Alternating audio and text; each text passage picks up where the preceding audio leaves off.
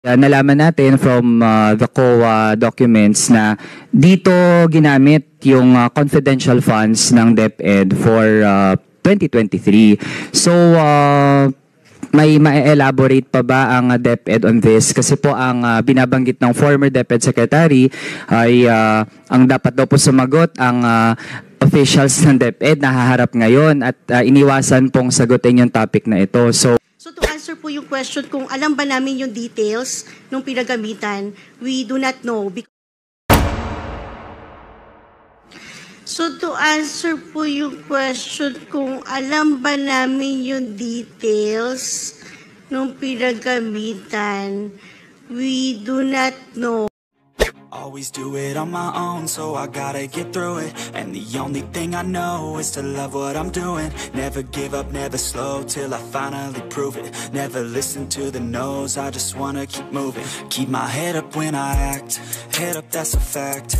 Never looking back, I'ma keep myself on track. Keep my head up, staying strong, always moving on.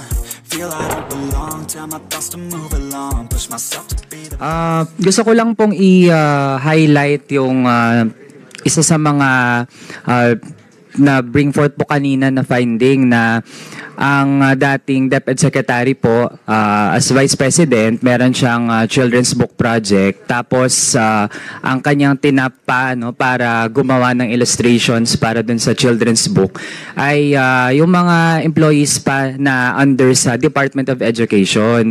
Parang hindi po ito ang first time na pinaghahalo po niya ang dalawang ahensya under her leadership. Tapos ngayon pa nga ay merong ganitong additional example. So hindi dapat ito i-take note lightly ng committee na ito, lalo na't nanghihingi pa nga ng additional budget para dun sa children's book na iyon, given na may ganitong hindi magandang history pala ang ganong proyekto, Madam Chair. So to proceed dun sa ilang mga points ko on the Department of Education, Madam Chair, na-mention din kasi kanina yung matatag curriculum, and even Congressman Rufus Rodriguez mentioned na may mga subjects talaga na hindi pwedeng pinaghalo-halo. Kasi po, Madam Chair, ang gusto nga po ni Kong Rufus yung PE dapat talaga hiwalay. Pero ngayon nga, at least yung naabutan ko, Madam Chair, yung PE kasama siya dun sa MAPE na Music, Arts, P, and Health. Pero ngayon po sa matatag curriculum, pati po yung MAPE at yung araling panlipunan, minerge pa. So, paano na lang po yung pagtuturo ng bawat specific subject? And I think mula naman sa interpellation ni Kong Franz, meron namang ways moving forward yung DepEd. Sana lang po talaga ma-incorporate yung ganitong mga observations kasi nga ang hirap na ma-ensure yung quality ng pagkaturo sa bawat subject kung parang blob sila na naghahalo-halo.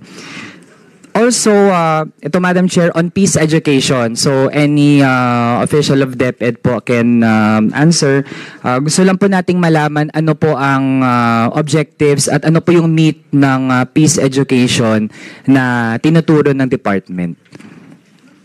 Salamat. Magandang umaga po, Congressman Manuel. Unahin na po natin yung PISA. Yung intention natin dito is if I'm not mistaken, sa pagkaintindi ko yung PISA is to enhance a learner's critical skills as well as his ability to be analytical and to approach a problem from several aspects, meaning one question can challenge his reading, his math, and his science capabilities. Parang real life situation. Hindi naman nakakahon sa math, sa science when you face a problem in real life. So that is my understanding of the OECD exam PISA. So what we're doing is we're trying to have our education also try to be multidimensional in that sense, Your Honor, para matugunan niya yung mga ganong klaseng exams. Dahil parang and also it seems that there is a focus on certain types of awareness, meaning environmental awareness and other problems, climate change, among others. So I think it's also crucial to enhance that in our learners.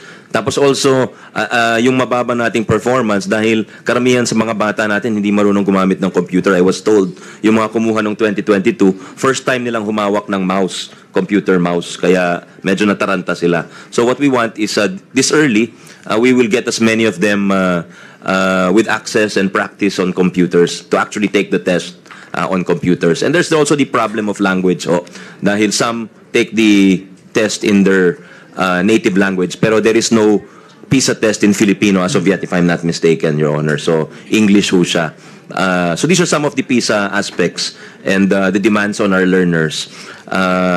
Doon naman ho sa pagsasama ho ng mga subject, yung thinking ho kasi dito is sana ma-decongest or ma-declutter yung ating curriculum so we can focus on yung tinatawag na foundational skills na literacy and numeracy, reading, writing, math. So that's why kaya pinagsama ho yung ibang mga subject. Pero tama ho kayo na yung isa sa mga pinakamahalagang tinuturo sa ating curriculum ay yung kasaysayan. Kaya sisiguraduhin natin na hindi mawawala yan, at kung may suggestion po kayo na i-enhance yung ating curriculum at all levels from kinder even up to senior high school, this would be most welcome, Your Honor. Yeah. Thank you, Madam Chair. Doon po sa matatag curriculum din, lalo under the former leadership of DepEd, doon po na-introduce kasi yung parang special siya na topic, yung peace education, yung paano daw tinuturo yung maging promoters, no, ng pagkakasundo, yun, kapayapaan yung ating mga estudyante. So sa ngayon po ba sumusulong na itong pagtuturo ng peace education? Tapos ano po ang nilalaman ng ganong topic? Yes, Your Honor, Madam Chair. The peace education is incorporated in certain learning areas in Araling Panlipunan, in good manners and right conduct, as well as values education. But maybe with your permission, I'll ask Yusek Gina Gonong to expound. Thank you, Sec. Madam Chair, yung peace education po ay naka-integrate sa ating mga learning areas. Kasama po dito halimbawa sa early grades yung self-awareness, yung building a community. Pagdating naman po sa mga higher grade levels, ang ini-integrate po natin na peace ed concepts dyan, yung security, disaster risk reduction, yan po ang mga kasama sa peace education. Okay. Madam Chair, can we request the department to furnish our office and the committee copies of modules or learning materials na related po doon sa peace education? Yes. We will do that, Your Honor, Madam Chair. Thank you, Madam Chair. Also, in connection, since meron pong noong 2019, DepEd Order number 32, ito yung National Policy Framework on Learners and Schools as Zones of Peace. We'd like to confirm na standing pa rin po ba ang ganitong DepEd Order? May I ask that Yusek Escobedo be recognized? He's our Yusek for Operations, Madam Chair. Yusek Escobedo, you're recognized. Yeah. Good morning, Madam Chair. Yung DO po on schools as zones of peace ay kasalukuyan pong nire-review and for drafting. Nang sa gayon ay yung schools ay maiwas doon sa anumang violence or human-induced hazard. And we will consult all the stakeholders, especially the teachers and other organization as regards to the review and redrafting of this previously issued DO. Madam Chair, ano po yung nag-prompt ng review ng ganitong department order? Meron pong enhancement doon sa isa, yung meron kami mga nare-receive na complaints from the field na ito ay mas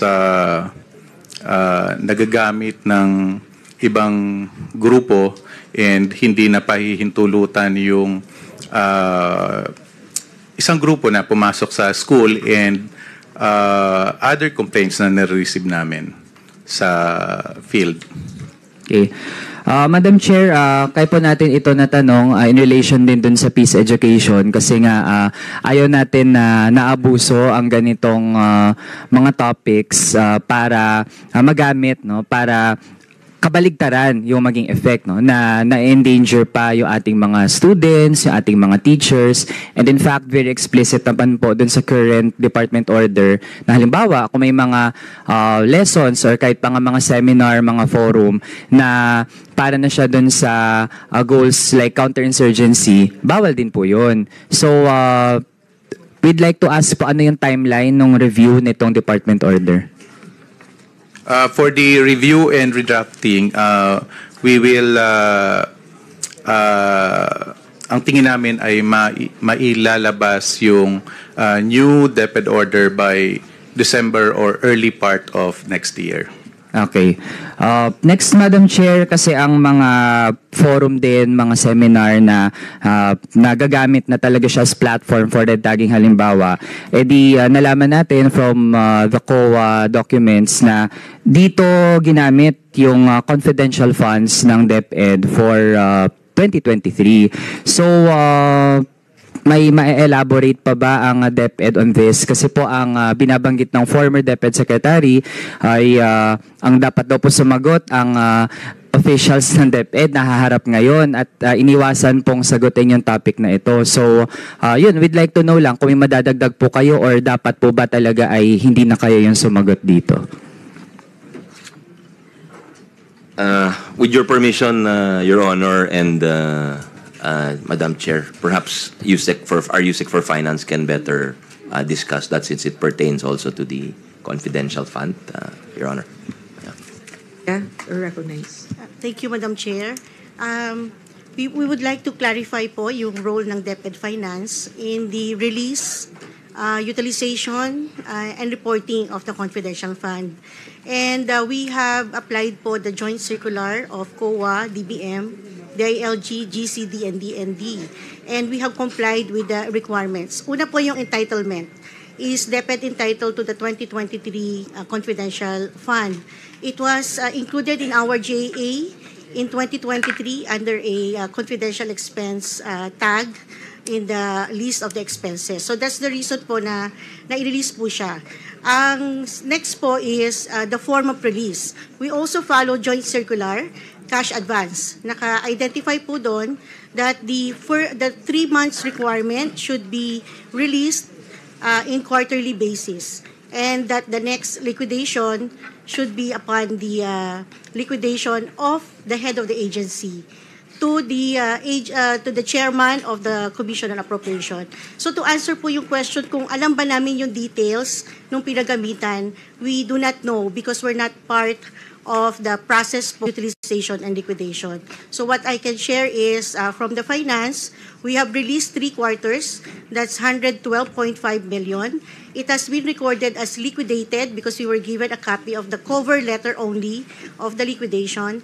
And the last quarter was not processed because there was no request to release it po, Madam Chair. So hearing that, Madam Chair, ibig sabihin tama lang na last week ay niraise natin yung tanong na ito regarding the DepEd confidential funds on 2023 kasi nga mahirap din na expect natin na yung officials na harap ngayon under the new DepEd leadership ay sila yung sumagot dun sa tanong. So Madam Chair, to confirm, magre-request po ba ng confidential funds for 2025 ang DepEd? No, Your Honor, Madam Chair. Maybe no po, bakit hindi? Ibig sabihin po ba ay hindi na nakikitaan ito ng purpose to continue and fulfill DepEd's objectives? Yun ho, kasama ho yun. Siguro, hindi na rin hiningi nung predecessor namin for the last year and for 2024, if I'm not mistaken, wala rin po. So, and given that it is engendered, medyo naging controversial siya. Mabuti na rin umiwas ko, siguro, Your Honor.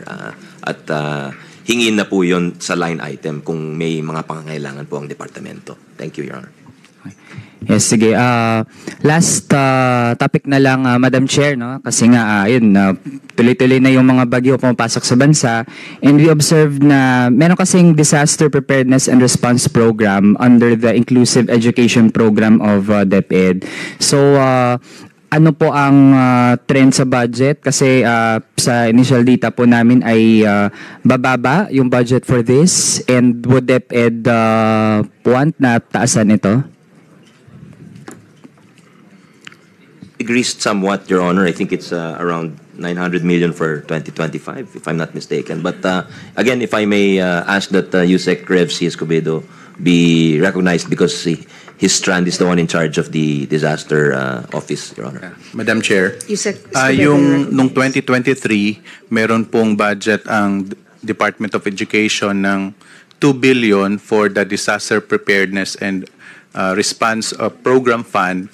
At ito ay MOE para sa mga minor repairs, clean-up drive, and pagtatayo ng mga temporary learning spaces. Dahil kung binagyo yung ating schools, maraming mga classrooms ang nasisira, and immediately after the disaster, walang magamit ng mga classroom.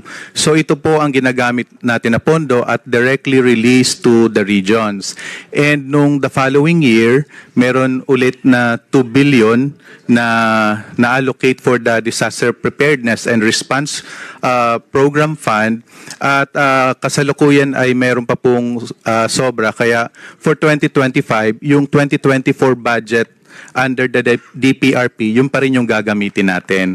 At para mabilis yung utilization, naglabas na tayo ng guidelines na pwedeng pumasok sa framework agreement yung mga regions, meaning kapag merong bagyo o disaster sa kanila, ay pwede na silang makipag-ugnayan sa mga industry para madaling makuha yung mga for repairs na kagamitan o materyales. And yung temporary learning spaces, yung budget na yon, dati kasi 180,000 lang, napakaliit. Ngayon, in-increase natin to 380,000 dahil yung current market price ng mga building materials ay talagang tumaas na sa iba't ibang region. So, tingin namin sa 2025 ay yung natitirang DPRP sa 2024 ay kaya naming ma-utilize, Your Honors. Sige, with that, I have no further questions as of now. Thank you, Madam Chair. Thank you to DepEd. Thank you, Congressman Manuel.